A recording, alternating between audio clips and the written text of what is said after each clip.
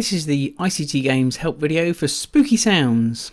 So I'm just going to click, and it's a tool for practicing recognising the grapheme that corresponds to a phoneme. I can choose all of these sets from letters and sounds, or I can just tick two of the other phase sounds. So I've got O, A and A, and then when I've got enough there will be a go button here, so I'll get another A. There we go. Now Your new sound is A. So now I'm looking for A. So I can. Is that the A I was looking for? Oh, it's gone red. It's not the A that we needed. So we need the A split E one. There we go. 2, 3.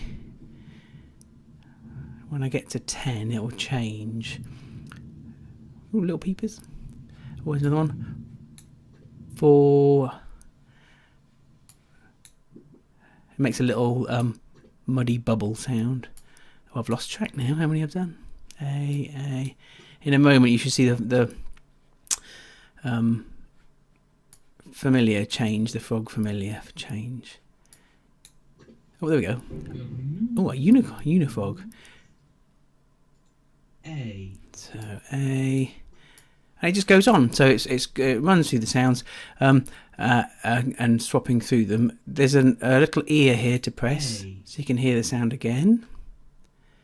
You can press on the skull if you want to hear a little noise. Occasionally there is a flash and lightning sound, thunder sound, and that's it. But basically a fun thing to have on your board to promote recognition of phoneme grapheme correspondence. Have fun.